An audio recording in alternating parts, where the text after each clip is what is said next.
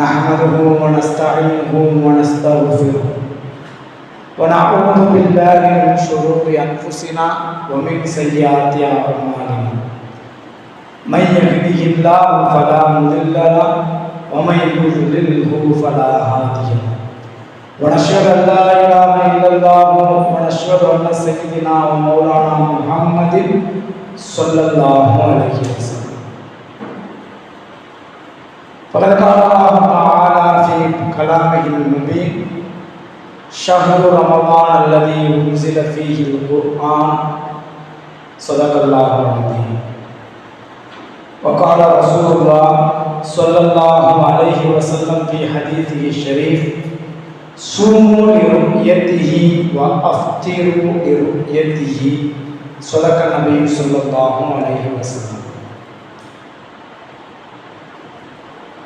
உலகத்தை படைத்து அதை ஆட்சி செய்து கொண்டிருக்கிற எல்லாம் உள்ள அல்லாஹ்வுக்கே எல்லா புகழும் உரித்தார்.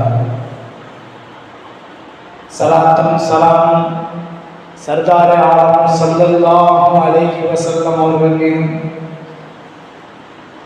அவர்களின் சத்திய வழியை அடிபெறலாமல் பின்பற்றி வாழ்ந்த உத்தம சத்திய சஹாபாக்கள், தாபியீன்கள், தபா தாபியீன்கள், வலிமார்கள், சுகதாக்கள், அஹ்தாபுகள், இன்னும் இந்த ஜும்மாவுடைய வேளையிலே அமர்ந்திருக்கிற நம் அனைவருக்கும் எல்லாம் உள்ள அல்லாஹ்வின் வற்றாத கருணையும் கிருபையும் வந்து சேரட்டுமாக. அருமையானவர்களே, இன்னும் ஒரு சில தினங்களில் நம்மை ரமலான் அடைய இருக்கிறது, நாம் ரமலானை அடைய இருக்கிறோம். ரமலான் மாதத்திலே நபி ஸல்லல்லாஹு அலைஹி வஸல்லம் அவர்களும் சஹாபாக்களும் எப்படி இருப்பார்கள் என்று சொன்னால், ஒரு மிகப்பெரிய ஒரு சந்தோஷத்தை முன்னோக்கியவர்களாக, ஒரு மிகப்பெரிய நல்வாய்ப்பை முன்னோக்கியவர்களாக அவர்கள் காத்து கொண்டிருப்பார்கள். ரமலான் எப்போது வரும் என்று காத்து கொண்டே இருப்பார்கள். அந்த ரமலான் இப்போது நமக்கு வர இருக்கிறது.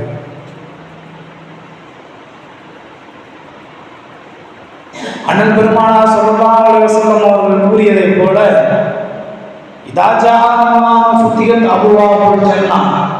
நாம் தொடர்ந்து கேள்விப்பட்டு கொண்டிருக்கிறோம், ரமலான் மாதம் வந்துவிட்டாலே சொர்க்கத்துடைய கதவுகள் திறக்கப்படுகிறது. நரகத்துடைய கதவுகள் மூடப்படுகிறது. ஷைத்தான்கள்லாம் விலங்கிடப்படுகிறார்கள் என்பதாக அண்ணல் பெருமானார் ஸல்லல்லாஹு அலைஹி வஸல்லம் அவர்கள் கூறிய ஹதீஸை பார்க்கிறோம், சிந்தித்து பார்க்கிறோம். இந்த உலகத்துல ஒரு பொருளை மார்க்கெட்டிங் பண்ணணும்னா, வியாபாரம் பண்ணணும்னா என்ன செய்கிறார்கள் என்று சொன்னால், பிரபலமான ஒரு நடிகர்கிட்டையோ இல்லைன்னா கிரிக்கெட்டு வீரர்கிட்டையோ அல்லது வேறு ஏதாவது ஒரு துறையில் மேம்பட்டவர்கிட்டையோ போய், நானே இந்த பொருளை தான் பயன்படுத்துகிறேன் என்று சொல்லுங்கள். நீங்கள் சொன்னீங்கன்னா மக்கள் அவரே இதை பயன்படுத்துகிறாருன்னா நம்மளும் வாங்கலான்னு எல்லாம் வாங்குவாங்க. இப்படித்தான் இந்த உலகத்திலே பொருள்கள் எல்லாம் விற்கப்படுகிறது, ஒரு பொருளை பிரபலப்படுத்துகிறார்கள். அப்போ இந்த உலகத்தார்களுடைய மென்டாலிட்டி எப்படி இருக்கணும்னு சொன்னால், சிறந்த ஒருத்தர் யூஸ் பண்ணுற ஒரு பொருள் நமக்கு கிடைச்சா நம்மளும் அதை சிறப்பான முறையில் பயன்படுத்தலாம், அதுதான் சிறந்தது என்பதாக நம்முடைய மனதில் பதிந்திருக்கும். நன்றாக சிந்தித்து பார்க்கிறோம், நாம் எல்லோருமே சொர்க்கத்திற்காகத்தான் வாழுகிறோம், சொர்க்கத்தை தான் தேடுகிறோம், சொர்க்கத்தை தான் கேட்கிறோம். அப்படிப்பட்ட சொர்க்கம் வரவேற்கிறது இந்த மார்க்கத்தை, இந்த மாதத்தை. ஃபுத்திஹத் அபுவாபுல் ஜன்னா, சொர்க்க வாசல் திறக்கப்பட்ட அந்த சொர்க்கமே வரவேற்கிறது. அப்ப நம்ம எல்லாம் சொர்க்கத்தை தானே தேடிக்கொண்டிருக்கிறோம். நாம் எதை தேடுகிறோமோ அந்த சொர்க்கமே இந்த மாதத்தை கண்டு வரவேற்கிறது என்று சொன்னால், நாம் இந்த மாதத்தை எவ்வளவு தூரம் கண்ணியப்படுத்த வேண்டும் என்பதை நாம் புரிந்து கொள்ள வேண்டும். அதே மாதிரி உள்ளிக்கத் அபுவாபுன்னார், நரகத்துடைய கதவுகள் அடைக்கப்படுகிறது. பொதுவாக ஒரு முக்கியமான ஒரு மினிஸ்டர் இந்த ரோட்டு வழியாக போனால் அந்த பக்கமும் இந்த பக்கமும் கதவை எல்லாம் பிளாக் பண்ணுவார்கள். ரோடை பிளாக் பண்ணி கொஞ்ச நேரத்துக்கு விட மாட்டாங்க யாரையும். இப்படி இருப்பதை பார்க்கணும் அல்லவா? ரமலான் என்ற முக்கிய விருந்தாளி வரும்போது நரகத்துடைய எந்த விதமான சிந்தனையும் வாடை காற்றும் இருக்கக்கூடாது என்பதால் அபுவாபுனார் நரகத்துடைய வாசல்கள் மூடப்படுகிறது. ஷைத்தான்கள் எல்லாம் கைது செய்யப்படுகிறார்கள். அல்லாஹ் தஆலா விலங்கு மாட்டி ஷைத்தானை வச்சிடும். மற்ற மாதங்கள் எல்லாம் குழப்பத்தையும் சண்டை சச்சரவுகளையும் ஏற்படுத்தி கொண்டிருக்கும் ஷைத்தான் இந்த மாசத்துல விலங்கு போடப்பட்டு முழுவதுமாக அடைக்கப்படுகிறான். அவன் நமக்கு ஒரு கேள்வி வரும், அவர் ரமலான் மாசத்துல என்ன சண்டைலாம் நடக்குது, ரமலான் மாசத்துலையும் தப்பு பண்றவன் தப்பு பண்ணிட்டு தானே இருக்கான், ஷைத்தான் தான் விலங்கிடப்படுவானா அப்படின்னு சொல்றதுக்கு நபி ஸல்லல்லாஹு அலைஹி வஸல்லம் பதில் சொல்லிட்டாங்க. சில நேரங்கள் என்ன ஆகும், குற்றங்கள் மனதுக்குள்ள கரும்புள்ளியாக விடும். உடனே அதுக்கான பாவ மன்னிப்பு தேடுறப்ப அந்த புள்ளியாக அழிந்துடும். அது தேடப்படாத போது அது துருப்பிடித்த இரும்பை போட, துருப்பிடித்த பொருளை போட அந்த எண்ணம் மனசுக்குள்ள டார்க்கா பதியுது. இப்படி பதிந்து விட்டால் அவருடைய குற்றம் ஷைத்தானே இல்லாமல் நடக்கும். அவர் குற்றம் ரமலான் மாதத்துல ஷைத்தான்கள் விலங்கிடப்படுகிறது. ஆனா மற்ற 11 மாசத்துல அவருக்கு மனதுல ஏதாவது பதிந்திருந்தால் நிச்சயம் அது நடக்கும். ஆக மொத்தம் நபி ஸல்லல்லாஹு அலைஹி வஸல்லம் அவருடைய சுப செய்தி சுஃபிதத்தி ஷயாத்தீன், ஷைத்தான்கள் விலங்கிடப்படுகிறார்கள். எப்படிப்பட்ட மாதம் என்பதை நாம் பார்க்கிறோம். இவ்வளவு முக்கியத்துவம் கொடுக்க வேண்டி இருக்கிறது இந்த மாதத்துக்கு. ரமலான் என்றாலே ரமல் என்ற வார்த்தையிலிருந்து வந்துச்சு. ராம் மீம் துவாது. ரமல் என்றாலே சுட்டெரிக்கக்கூடிய சுடக்கூடிய மண் என்று பொருள். சுடக்கூடிய மண்ணா என்ன? சுடக்கூடிய மண் எப்படி தோள்களை சுட்டு பொசுக்கி விடுகிறதோ, சுடக்கூடிய மண் எப்படி காலை சுட்டு பொசுக்கி விடுகிறதோ, இந்த ரமலான் பாவத்தை சுட்டு பொசுக்கி விடுகிறது என்பதாக அறிஞர்கள் விளக்கம் தருகிறார்கள். பாவங்களை சுட்டெரிக்கக்கூடிய மாதம். சென்ற வாரம் கூட ஜும்மாவிலே நாம் சொன்னோம், நபி ஸல்லல்லாஹு அலைஹி வஸல்லம் மிம்பர் படியில ஏறப்போ ஆமீன் என்றார்கள். எல்லாம் முடிச்சுட்டு சஹாபாக்கள் கேட்டாங்க, நபியே எதற்காக ஆமீன் என்றீர்கள் என்பதால். மன் அதரக்க ரமலான ஃபலம் யுக்ஃபர் லஹு, யார் ரமலான் மாதத்தை அடைந்தும் அவருக்கான பாவங்கள் மன்னிக்கப்படவில்லையோ, அவருக்கு பாவங்கள் நீக்கப்படவில்லையோ, அவர் அல்லாஹ்வுடைய அருளை விட்டும் தூரமாகட்டும் என்பதாக அண்ணல் பெருமானார் ஸல்லல்லாஹு அலைஹி வஸல்லம் அவர்கள் ஆமீன் சொல்கிறார்கள். ஜிப்ரீல் அலைஹிஸ்ஸலாம் அவர்கள் இந்த துஆவை கேட்டவுடன் அண்ணல் பெருமானார் ஆமீன் சொல்வதை ஹதீஸிலே பதிவு செய்யப்படுகிறது. அவை எப்படிப்பட்ட மாதத்தை நாம் முன்னோக்கி இருக்கிறோம் என்று சொன்னால், ஒரு மிகச்சிறந்த மாதம், யாராலும் நமக்கு கொடுக்க முடியாத ஒரு வரப்பிரசாதமான மாதத்தை தான் நாம் முன்னோக்கி காத்து கொண்டிருக்கிறோம். அழகாக அறிஞர் பெருமக்கள் விளக்குவார்கள். ஒரு அரசர் என்ன பண்றாரு, 3 பேரை கூப்பிடுறாரு. கூப்பிட்டு கோணி பையன் கொடுத்துறாரு, 3 பேரும் பை. இப்போது என்னுடைய ஹசானாவை திறந்து விடுறேன், உள்ள போய் 1 மணி நேரம் உங்களுக்கு நேரம், 1 மணி நேரம் டைம். என்னுடைய ஹசானாக்குள்ள போய் எதையெல்லாம் எடுக்க முடியுமோ எல்லாத்தையும் எடுத்துக்க. உள்ள தங்கம் இருக்கு, வைரம் இருக்கிறது, வைடூரியம் இருக்கிறது, என்ன வேணுமோ எல்லாத்தையும் எடுத்துக்கங்க. 1 மணி நேரம் டைம். 1 மணி நேரத்தை தாண்டி 1 நிமிடம் அதிகமானாலும் உங்களுடைய தலை உங்களுடைய கழுத்துல இருக்காது, உங்களுடைய உடல்ல உங்க தலை இருக்காது அப்படின்னு சொல்லிட்டு 3 பேருக்கு பைய கொடுத்து அனுப்பிட்டாரு.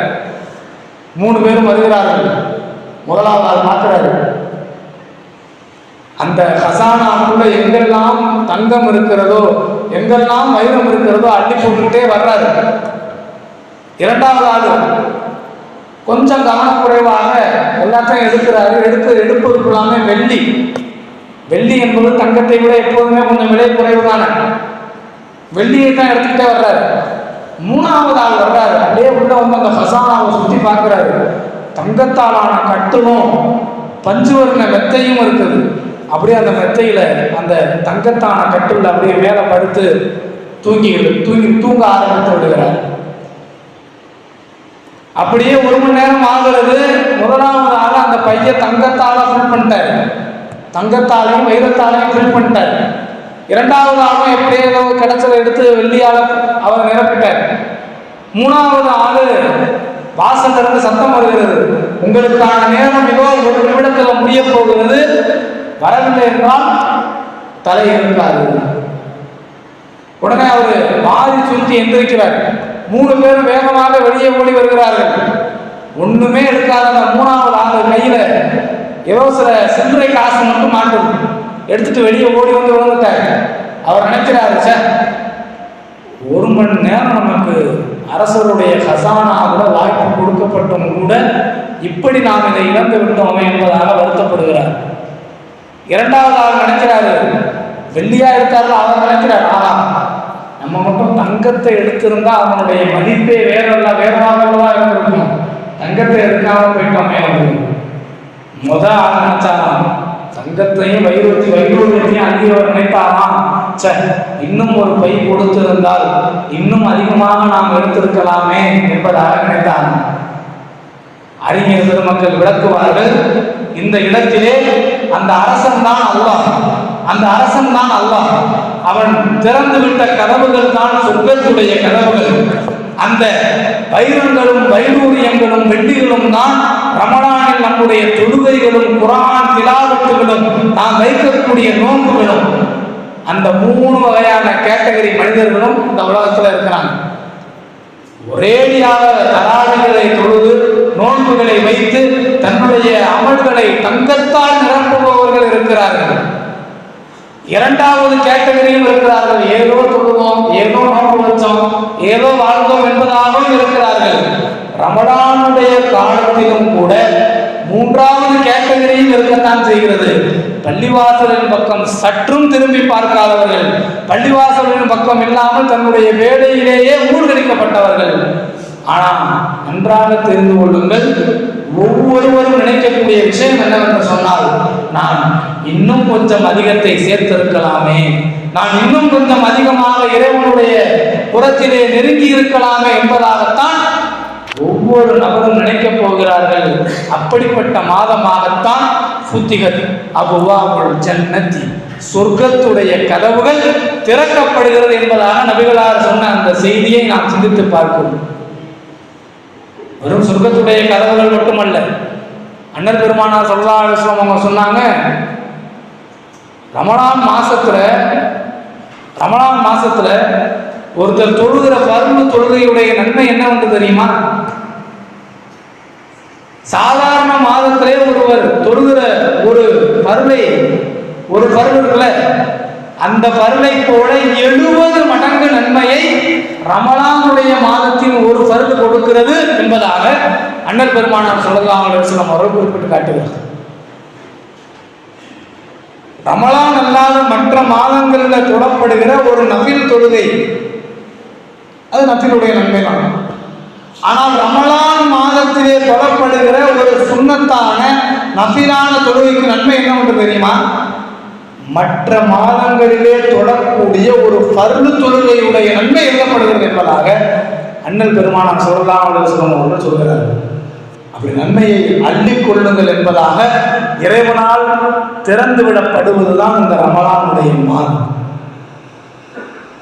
சஹாபாக்கெல்லாம் இரவு முழுக்க நின்று வணங்குவார். இன்னைக்கு நம்மளுடைய ஊர்களில், நம்மளுடைய பள்ளிவாசல்களில் கூட சில பள்ளிவாசல்களில் ரொம்ப ரேரா ரமலானுடைய கடைசி 10 நாட்கள்ல தொழுகைகளை நடத்துவார்கள், கியாமுல் லைல் தொழுகையை நடத்துவார்கள், பார்த்திருப்போம். ஆனால் சஹாபாக்களுடைய ரமலான் முழுக்க கியாமுல் லைலாகத்தான் இருந்தது, ரமலான் முழுக்கவுமே அமல்களாகத்தான் இருந்தது என்பதை சிந்தித்து பார்க்கிறோம். இப்படிப்பட்ட நன்மக்கள் எல்லாம் வாழ்ந்து விட்டு சென்று விட்டார்கள். இன்னைக்கு நம்மளுடைய கையிலையும் அந்த ரமலான் கொடுக்கப்படுகிறது.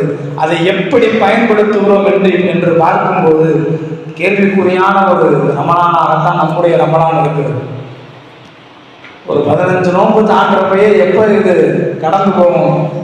சாப்பிடாமல், ஒழுங்காக தண்ணீர் குடிக்காமல், ஒரு சிரம நிலைக்கு ஆளான சில மனிதர்கள் எல்லாம் நினைப்பது என்னன்னு சொன்னால், எப்போ இன்னொரு 15 நாள் முடியும், ரமலான் முடிச்சு எப்போ சந்தோஷமாக பெருநாளை கொண்டாடுவோம் என்பதாகத்தான் நினைப்பார்கள். அண்ணல் பெருமானார் ஸல்லல்லாஹு அலைஹி வஸல்லம் அவங்க சொன்னாங்க,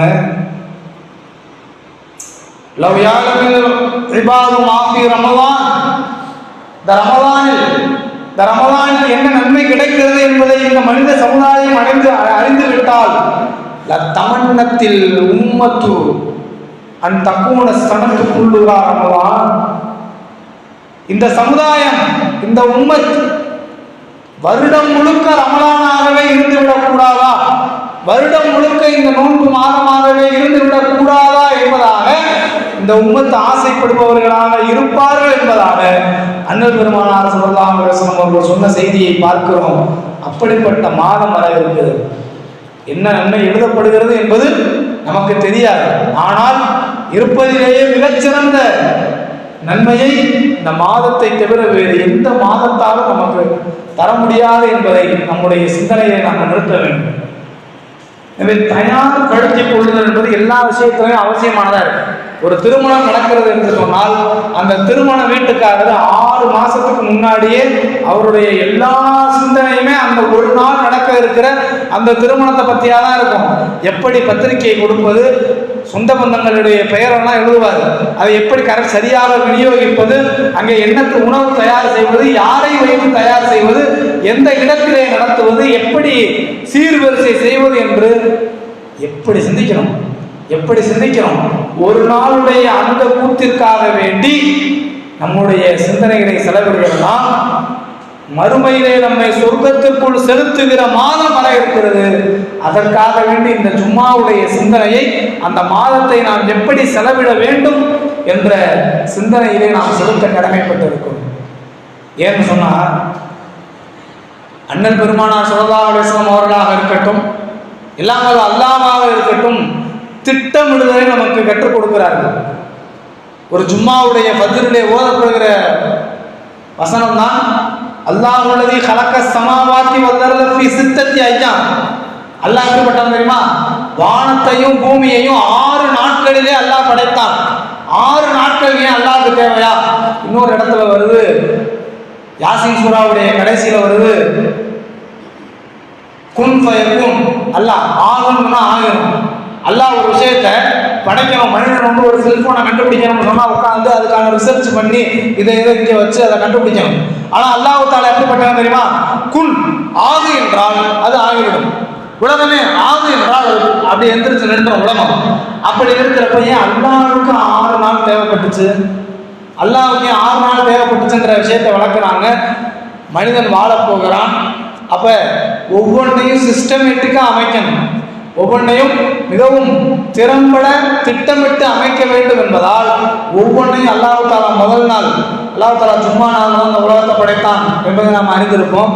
அதில் சனிக்கிழமை இந்த தரைகளை எல்லாம், திங்கட்கிழமை ஞாயிற்றுக்கிழமை கடல்களை எல்லாம், திங்கட்கிழமை மலைகளை எல்லாம் என்று ஒவ்வொன்றாக இறைவன் திட்டமிட்டு செயல்படுத்தினான் என்பதை விளக்க உரைகள் எழுதுவாங்க. அப்ப அல்லாஹ்வே நமக்கு திட்டமிடுதலை சொல்லித் தருகிறான். நீ இப்படிதான் திட்டம் போட்டு செயல்படணும் என்பதால் அண்ணல் பெருமானார் ஸல்லல்லாஹு அலைஹி வஸல்லம் அதைத்தான் சொல்லி தந்தாங்க. ஒவ்வொரு நாளையும் எப்படி பயன்படுத்த வேண்டும். ஒரு சஹாபி வந்தாரு, தோழரை ஒரு நாளைக்கு 1500 நன்மையை பெற்றுக்கொள்ளக்கூடிய ரகசியத்தை உனக்கு சொல்லட்டுமா என்று கேட்டாங்க. தோழர் சொல்லுங்கள் நபியே என்று கேட்டார். அவர் நபி ஸல்லல்லாஹு அலைஹி வஸல்லம் அவங்க சொன்னாங்க, ஒவ்வொரு பர்து தொழுகைக்கு பின்னாடி சுப்ஹானல்லாஹ் 10 தடவை, அல்ஹம்துலில்லாஹ் 10 தடவை, அல்லாஹ் அக்பர் 10 தடவை, மொத்தம் 30 தடவை. 5 நேர தொழுகைக்கும் இதை சொல்லிட்டு வந்தீங்கன்னா 5×3 15 150 தடவை இந்த தஸ்பீஹ்களை நீங்க ஓதியவராக ஆகிவிடுவார்கள். அல்லாஹ் சொல்றான் அல்லவா, மன்ஜாமி ஹஸனத்தின் ஃபலஹு அஷரு அம்சாலிஹா. யாராவது ஒரு நன்மையை செய்தால் அது போல 10ஆக எழுதப்படுகிறது. இப்ப சொல்லுங்க, ஒரு நாளைக்கு இவர் 150 தஸ்பீகை சொன்னால் உங்களுக்கு 1500 நன்மை கிடைத்து விடுகிறது என்பதாக அண்ணல் பெருமானார் ஸல்லல்லாஹு அலைஹி வஸல்லம் அந்த சஹாபிக்கு சொல்லி அனுப்புறத ஹதீஸ்ல பார்க்க முடிகிறது. அதே மாதிரி ஒவ்வொரு விஷயத்தையும் திட்டமிடுதல் இருக்கணும். அப்ப அந்த ரமலானுக்கான நம்முடைய திட்டம் என்ன என்பதைத்தான் இந்த ஜும்மாவிலே உங்களுடைய சிந்தனைக்கு நான் வைக்கிறேன். முதல் விஷயம் என்னதுன்னா, இந்த ரமலான் வருவதே நோன்பு மாதம் என்பதாக நான் சொல்கிறோம் அல்லவா.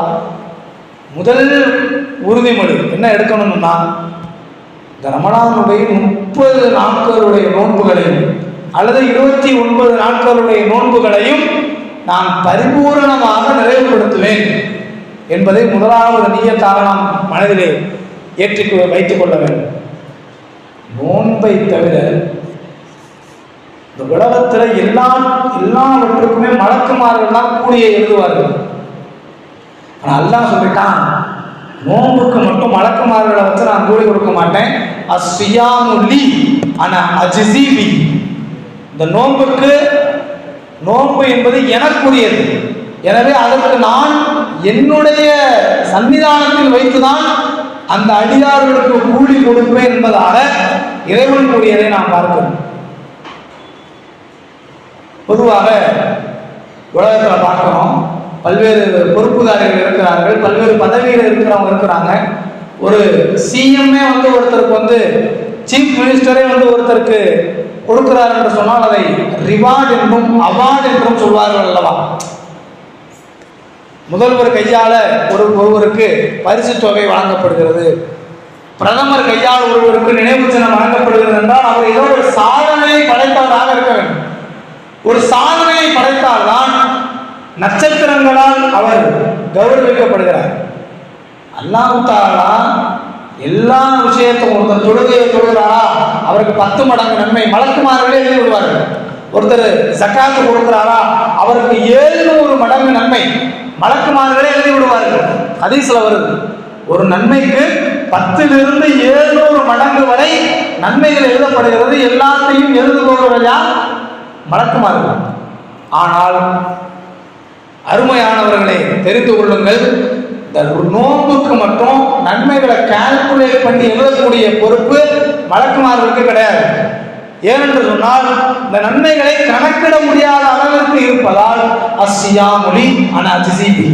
இந்த நோன்பு என்பது எனக்குரியது, அதற்கு நானே கூலி கொடுப்பதற்காக தயாராக இருக்கிறேன் என்பதாக அல்லாஹ் தஆலா சொல்லிவிட்டான். எப்படி ஒரு மிகப்பெரிய பிரதமராலோ முதல்வராலோ கண்ணியப்படுத்தப்படுவாரோ, நோன்பாளிகள் சாதனைக்குரியவர்கள்.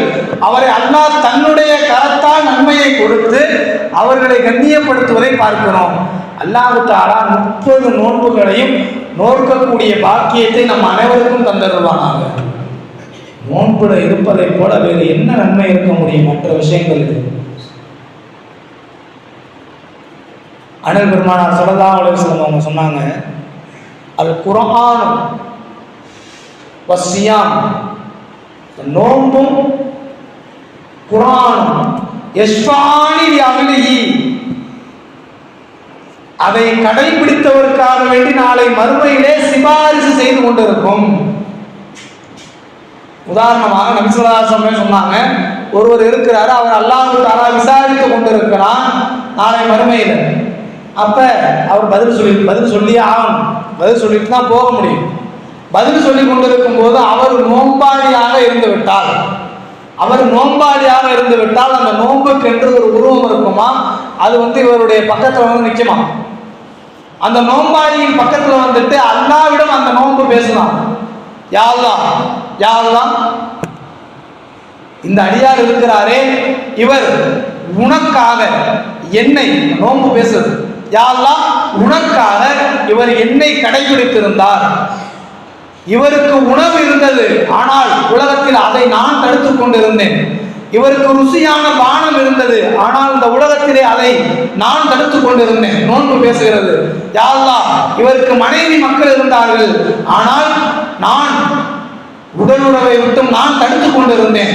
எனவே என் பொருட்டால் இந்த அடியாருடைய பாவத்தை மன்னித்து இவரை நீ சொர்க்கத்திற்கு அனுப்பிவிடு என்பதாக நோன்பு பேசணும்.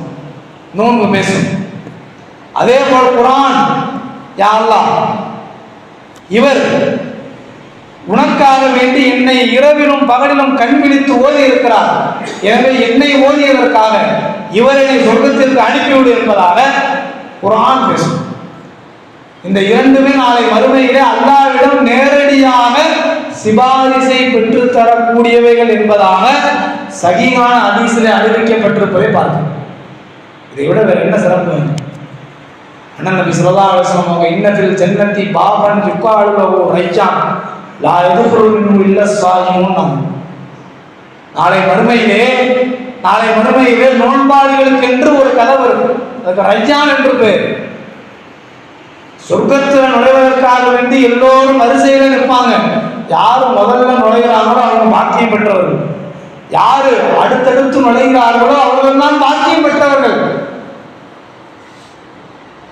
அனுமதி இல்லாதவர்கள் ஓரத்தில் நிற்க வைக்கப்படுவதை போல உலகத்துல பார்த்தோம்னா, நாம ஒரு ஓட்டு போட போனாலும் சரி, இல்ல ஒரு ஏர்போர்ட்டுக்கு போனாலும் சரி, விஐபிகளுக்கு என்று தனியாக அவர்கள் ஒரு வழியை வைத்திருப்பார்கள். விஐபிகள் நேரா வந்து தனக்கான வாசல்ல நுழைஞ்சு தங்களுடைய வேலையை முடிச்சு அப்படி சொல்லுவாங்க. அவர்களை பாதுகாப்பதற்காக பாதுகாப்பாளர்கள் இருப்பாங்க. மக்களோட கலந்து இருந்தால் அவங்களுக்கு டிஸ்டர்பன்ஸா இருக்குன்றனால விஐபிகளை மட்டும் அப்படி தனியா கூட்டிட்டு போய் தனி கதவுல போய் அப்படியே பிளாக் பவுன்சர்ஸை வச்சு பாதுகாப்பாக அனுப்புவார்கள். அல்லாஹ்வுடைய விஐபிகள் யார் என்பதாக அண்ணல் பெருமானார் ஸல்லல்லாஹு அலைஹி வஸல்லம் அவர்கள் சொல்கிறார்கள், இன்னஃபில் ஜன்னத்தி பாபன். நாளை சொர்க்கத்தில் எல்லோரும் வரிசையிலே நின்று கொண்டிருக்கும் போது, சொர்க்கத்திற்காக வேண்டி காத்து கொண்டிருக்கும் போது, ரையான் என்ற சிறப்பு கதவு வழியாக அழைக்கப்படுபவர்கள் இந்த நோன்பாளிகள். ரமலான் மாதத்திலே நோன்பை யார் சரியாக கடைபிடித்திருக்கிறார்களோ அவர்கள் நாளை சிறப்பு கதவுகள் வழியாக இறைவனிடத்தில் விஐபிகளாக உள்ளே நுழைவார்கள் என்பதாக அண்ணல் பெருமானார் ஸல்லல்லாஹு அலைஹி வஸல்லம் அவர்கள் சொல்லியதை பார்க்கிறோம். நோன்பு நம்மளுடைய அந்தஸ்தை உயர்த்தி விடும் என்று சொன்னால் அதில் எந்த மாற்று கருத்தும் கிடையாது. ரமலானுடைய நம்முடைய முதல் திட்டம் என்னவாக இருக்க வேண்டும் என்று சொன்னால், 30 நாட்களிலும் நான் தவறாமல் நோன்பு வைப்பவனாக இருக்க வேண்டும். இரண்டாவது விஷயம்,